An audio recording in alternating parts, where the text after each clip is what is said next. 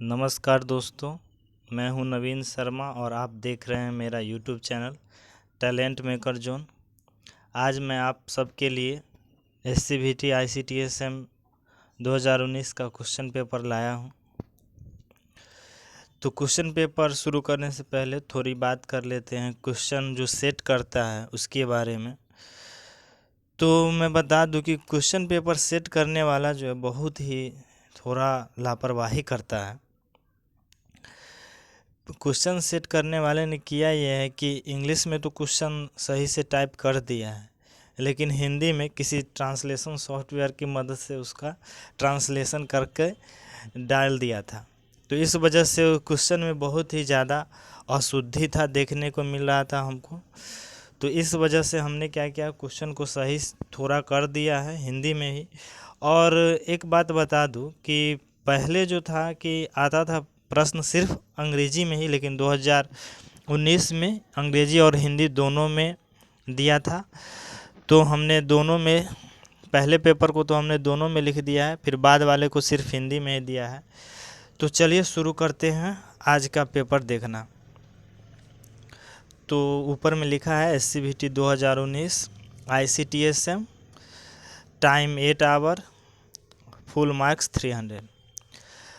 कह क्या रहा है कि attempt all 3 questions, each questions carries equal mark, कि सभी प्रश्नों के जवाब देने हैं और प्रत्येक प्रश्न का जो अंक है वो समान है।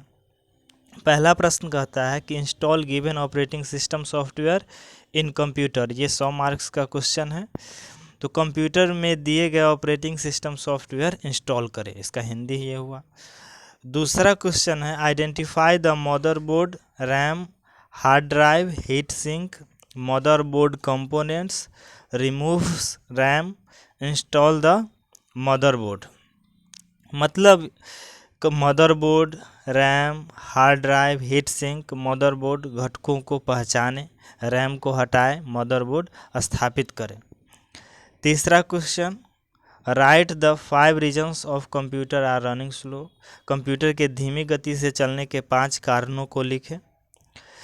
और तीसरा का B, write the 5 simple rules to keep the file organised, यानी फाइल को व्यवस्थित रखने के लिए 5 सरल नियमों को लिखें। अब अगला पेपर है वर्कशॉप कैलकुलेशन एंड साइंस। इसमें दोस्तों 7 प्रश्न थे, जिसमें से किसी 5 प्रश्न का जवाब देना था और प्रत्येक प्रश्न का मान बराबर था। और प्रश्न 1 अनिवार्य था। प्रश्न 1 जो था ऑब्जेक्टिव टाइप क्वेश्चन था, जिसको बनाना ज़रूरी था। अगर 7 में से आप एक को न बना करके किसी दूसरे को बना देते तो आपको सिर्फ 4 क्वेश्चन का ही अंक मिलता, 5 बनाने के बावजूद भी। इसीलिए एक को बनाना ज़रूरी रहता है, और इसीलिए एक को बनाइए और उसके बाद 4 किसी और को बनाइए 7 में से। तो चलिए पहला देखते हैं क्या कहता है। दिए गए विकल्पों में से सही चुनें। अब एक का पहला है, सबसे बड़ी संख्या का पता लगाएं जो 43, 91 और 183 को विभाजित करेगा ताकि प्रत्येक स्थिति में समान शेषफल छोड़े। पहला का दूसरा क्वेश्चन, एक दुकानदार को अपनी लागत मूल्य पर 22.5% का लाभ होने की उम्मीद है। यदि एक सप्ताह में उसकी बिक्री 392 रुपये थी तो उसका लाभ क्या था? ऑप्शन है 18 रुपये 20 पैसा, 70 रुपया, 72 रुपये, 88 रुपया 25 पैसा। तीसरा क्वेश्चन, एक फल विक्रेता के पास कुछ सेब थे, वह 40% सेब बेचता है और अभी भी उसके पास 420 सेब है। मूल रूप से उसके पास कितने सेब थे? पहला ऑप्शन 588, दूसरा ऑप्शन 600, तीसरा ऑप्शन 672, चौथा ऑप्शन 780। अब देखिए चौथा क्वेश्चन गलती है। अब इसमें जैसा गलती था हमने वैसा ही कर दिया है, क्योंकि क्वेश्चन आपको पता चलना चाहिए। तो 7 + 35 × 7 - 35 का वर्गमूल है। तो इसमें से कोई भी ऑप्शन सही नहीं है, या तो क्वेश्चन गलत सेट किया है या फिर ऑप्शन गलत सेट किया है। और हमारे ख्याल से तो क्वेश्चन ही गलत है, क्योंकि माइनस में अगर हम वर्गमूल निकालेंगे तो वो फिर इमेजिनरी नंबर में आ जाएगा, काल्पनिक संख्या में आ जाएगा। तो ये बात है, और ऑप्शन तो कोई काल्पनिक संख्या है नहीं। पांचवा देखते हैं, ध्वनि के आयाम को मापने की इकाई है।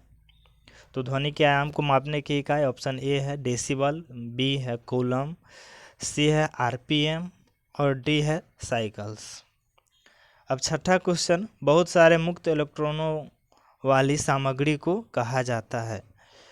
तो क्या कहा जाता है?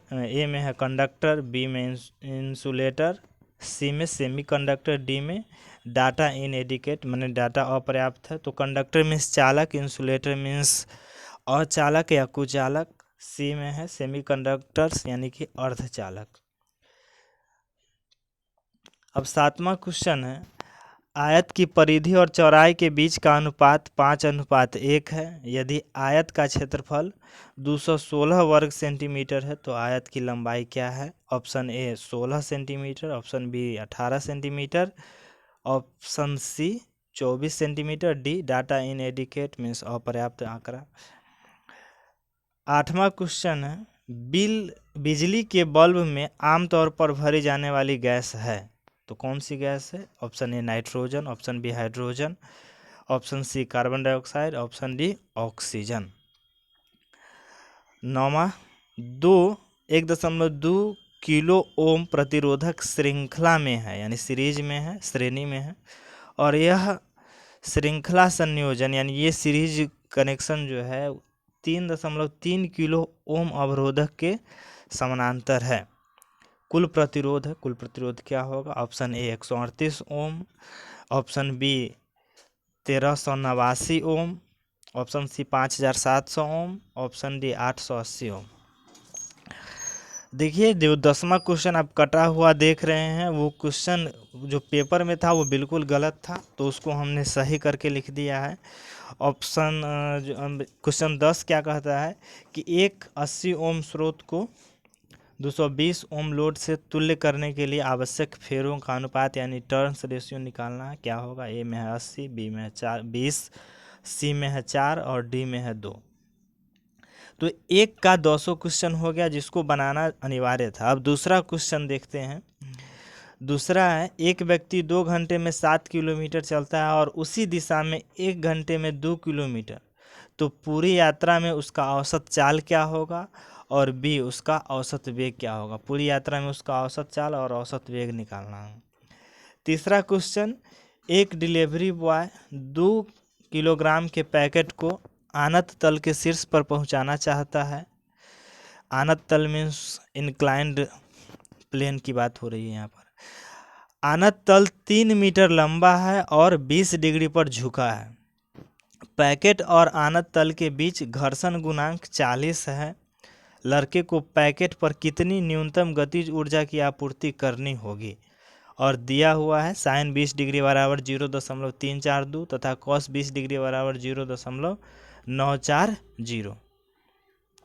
अब चौथा क्वेश्चन है, बिना फीडबैक के एक एम्पलीफायर यानी एम्पलीफायर विदाउट फीडबैक के वोल्टेज लाभ 400, lower cut off frequency F1 50 hertz, upper cut off frequency F2 200 kilo hertz तथा विकृति यानी कि डिस्टॉर्शन 10% है।